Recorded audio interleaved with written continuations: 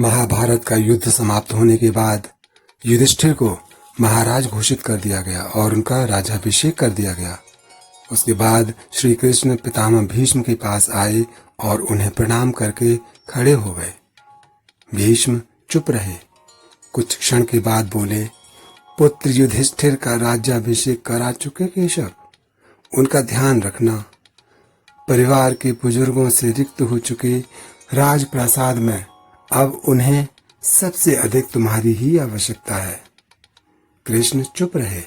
भीष्म ने पुनः कहा, कुछ पूछूं केशव? बड़े अच्छे समय आए हो। संभवतः धरा छोड़ने से पूर्व मेरे अनेक भ्रम समाप्त हो जाएं। कृष्ण बोले, कहिए ना पितामह। एक बात बताओ प्रभु, तुम तो ईश्वर हो ना? कृष्ण ने बीच में ही टोका, नहीं पितामह, मैं ईश्वर नहीं हूं। मैं तो आपका पौत्र हूं, ईश्वर नहीं। भीष्म उस घोर पीड़ा में भी ठठाके हंस पड़े और बोले, अपने जीवन का स्वयं कभी आकलन नहीं कर पाया कृष्ण, सो नहीं जानता कि अच्छा रहा या बुरा, किंतु अब तो इस धरा से जा रहा हूं। अब तो ठगना छोड़ दे रे नटखट। कृष्ण भीष्म के पास सरक आए और उनका हाथ पकड़कर बोले, कहिए पितामह। भीष्म बोले, एक बात बताओ कन्हैया, इस युद्ध में जो हुआ वो ठीक था क्या? किसकी ओर से पितामह? पांडवों की ओर से? कौरवों के कृत्यों पर चर्चा का तो अब कोई अर्थ ही नहीं है केशव। पर क्या पांडवों की ओर से जो हुआ वो सही था? आचार्य द्रोण का वध, दुर्योधन की जंघा के नीचे प्रहार, दुशासन की छाती का चीरा जाना, जयद्रथ और द्रोणाचार्य के साथ हुआ छल, निहत्थे कर्ण का वध, सब ठीक था क्या? यह सब उचित था क्या? इसका उत्तर मैं कैसे दे सकता हूं पितामह? इसका उत्तर तो उन्हें देना चाहिए जिन्होंने ये किया। उत्तर दें दुर्योधन दुशासन का वध करने वाले भीम। उत्तर दें कर्ण और जयद्रथ का वध करने वाले अर्जुन। मैं तो इस युद्ध में कहीं था ही नहीं पितामह। अभी भी छलना नहीं छोड़ोगे कृष्ण? अरे विश्व भले ही कहता रहे कि महाभारत को अर्जुन और भीम ने जीता है, परंतु मैं जानता हूं कि यह तुम्हारी और केवल तुम्हारी विजय है। मैं तो उत्तर तुम्ही से पूछूंगा। तो सुनिए पितामह, कुछ भी बुरा नहीं हुआ, कुछ भी अनैतिक नहीं हुआ। वही हुआ जो होना चाहिए था। यह तुम कह रहे हो केशव? मर्यादा पुरुषोत्तम राम का अवतार कृष्ण कह रहा है? यह छल तो किसी युग में हमारे संस्कारों का अंग नहीं रहा, फिर यह उचित कैसे हो गया? इतिहास से शिक्षा ली जाती है पितामह, परंतु निर्णय वर्तमान की परिस्थितियों के आधार पर लेना पड़ता है।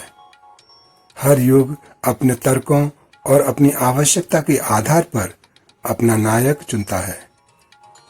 राम त्रेता युग के नायक थे, मेरे भाग में द्वापर आया था। हम दोनों का निर्णय एक सा नहीं हो सकता पितामह। तुम कहना क्या चाहते हो केशव? तनिक विस्तार से कहो। राम और कृष्ण की परिस्थितियों में बहुत अंतर है पितामह।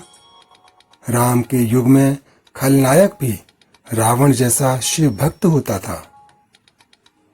तब रावण जैसी नकारात्मक शक्ति के परिवार में भी विभीषण, मंदोदरी, माल्यवान जैसे संत हुआ करते थे।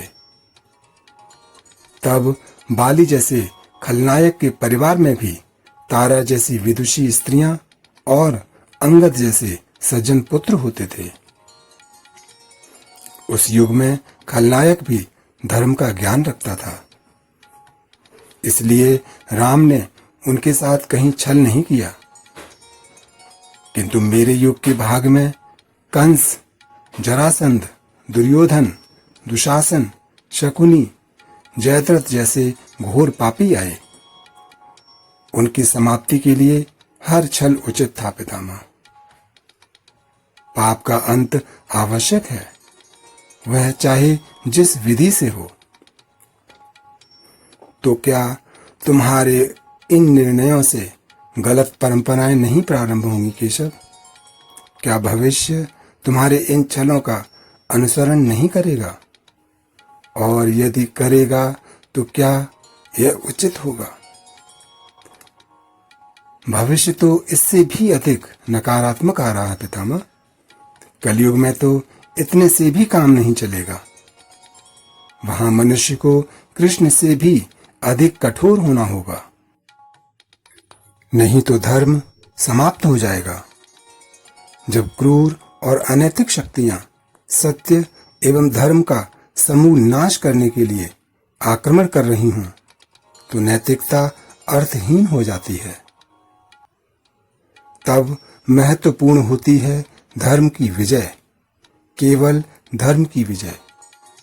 भविष्य को यह सीखना ही होगा पितामह। क्या धर्म का भी नाश हो सकता है केशव?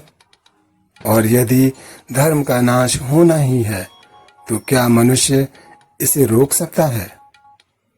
सब कुछ ईश्वर के भरोसे छोड़कर बैठना मूर्खता होती है पितामह।